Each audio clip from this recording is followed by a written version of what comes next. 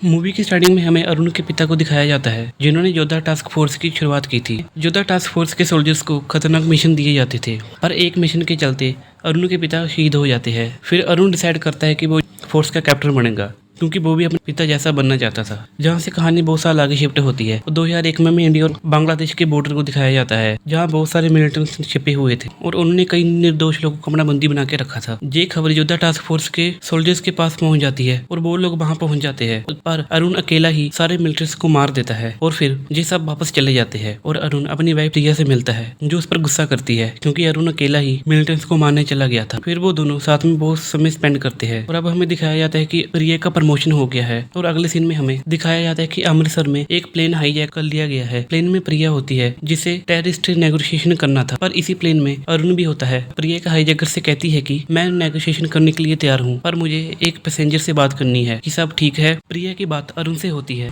और प्रिया उसे कुछ ना करने के लिए बोलती है, पर अरुण से बोलता है कि ये मौका हाथ से निकल ना जाए, इसलिए वो जरूर कुछ करेगा। जहाँ हमें पता चलता है कि टेररिस्ट के लीडर, जिसका नाम जमाल था, उसकी मांग थी कि उसके 3 साथियों को छोड़ दिया जाए और उस प्लेन में एक साइंटिस्ट भी होता है। अगर उन लोगों को उसके बारे में पता चल गया तो वो लोग उसे मार देंगे या उसके जरिए ब्लैकमेल करेंगे और उस साइंटिस्ट के बारे में उन्हें पता चल जाता है और उसके पास एक VIP पासपोर्ट भी होता है और फिर अरुण टेररिस्ट को मारने लगता है। पर फिर जलाल अरुण को फाइट के दौरान प्लेन से नीचे फेंक देता है और फिर अरुण प्लेन के पीछे भागता है, पर अब बहुत देर हो चुकी थी। अरुण का ये मिशन फेल हो गया था, जिसकी वजह से सरकार को टेररिस्ट की सभी बातें माननी पड़ी और उनके 3 साथियों को छोड़ना पड़ा और बाद में उन लोगों ने साइंटिस्ट को भी मार दिया था। और फिर योद्धा टास्क फोर्स पर इल्जाम लगते हैं कि ये कोई भी काम ठीक से नहीं करती और कोई भी ऑर्डर नहीं मानती और फिर इंक्वायरी चेयरमैन अरुण को दोषी पाते हैं और योद्धा टास्क फोर्स के सभी सोल्जरों को सस्पेंड कर देते हैं और इस टीम को भी बंद कर देते हैं, जिससे अरुण बहुत उदास होता है। और एक दिन उसके पास प्रिया आती है और इसे डिवोर्स पेपर देती है और कहती है कि इस पर साइन कर देना, और अरुण गुस्से में उन पेपर पर साइन कर देता है। और अब हमें 1 साल बाद का सीन दिखाया जाता है, जहाँ अरुण एयर कमांडर की जॉब करता है और आज उसे दिल्ली से दुबई जाना था,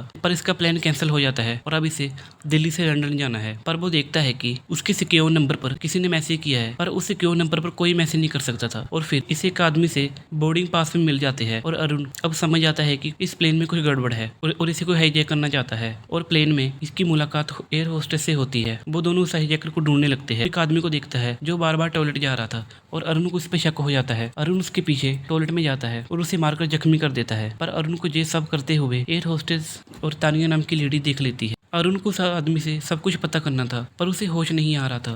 फिर ये लोग डॉक्टर को बुलाते हैं, जो इसे एक इंजेक्शन देता है। उसके बाद तुरंत उसकी मौत हो जाती है और फिर ये लोग उसकी बॉडी को लगेज रूम में रख देते हैं और अब सभी समझते हैं कि उसे अरुण ने मारा था। जहाँ वो कंट्रोल रूम में फोन करता है और उन्हें समझाने लगता है, पर किसी को उसकी बात पर यकीन नहीं होता और वो इस जाल में फंसता जा रहा था, क्योंकि दुनिया की नज़र में हाईजैकर अरुण बन चुका था। और जहाँ हम एक प्रीसेट देखते हैं, प्रीसेट के दौरान भारत और पाकिस्तान PM इस्तांबुल में मिलने वाले थे और जहाँ शांति की बात होने वाली थी। और फिर प्रिया के पास एक कॉल आता है और उसे पता लगता है कि अरुण ने एक प्लेन को हाईजैक कर लिया है और उसकी योद्धा टास्क टीम के सभी ऑफिसर जो कंट्रोल रूम में काम करते हैं, वो भी इसकी बात पर विश्वास नहीं करते और टीवी पर भी ये न्यूज़ फैल जाती है कि अरुण ने उस प्लेन को हाईजैक किया है। और अरुण को पता लग जाता है कि हाईजैकर पायलट है, जो अपने साथी पायलट को मार देता है और वो कहता है कि मैं जलाल के लिए काम करता हूँ। और फिर ये दोनों लगेज रूम में लड़ने लगते हैं और अरुण उसे मार देता है, पर अभी भी ये बात पता नहीं चली कि जलाल का प्लान क्या था। और वो लोग देखते हैं कि लगेज रूम में प्रेशर कम होने लगता है, जिसकी वजह से ऑक्सीजन की कमी से सबकी मौत हो जाएगी। और अब फिल्म में ट्विस्ट आता है, जहाँ हमें पता लगता है कि विलन असल में और कोई नहीं बल्कि एयर होस्टेस थी। शुरुआत से ही अरुण के साथ थी और वो बताती है कि उसका प्लान अरुण से प्लेन हाईजैक करवाने का था और ये प्लेन नीचे जाते ही फट जाएगा।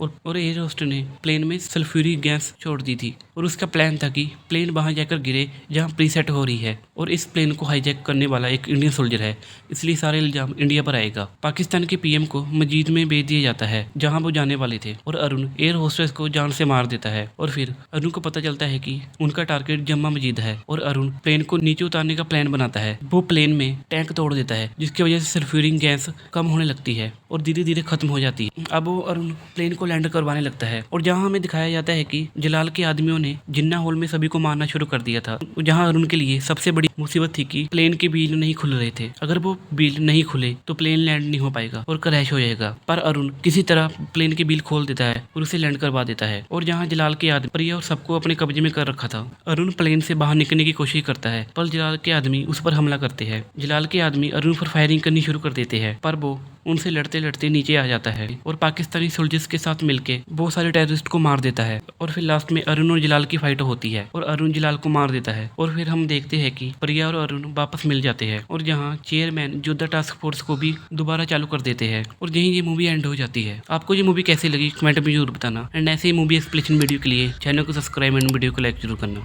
एंड यार शॉर्ट्स भी देख लिया करो प्लीज।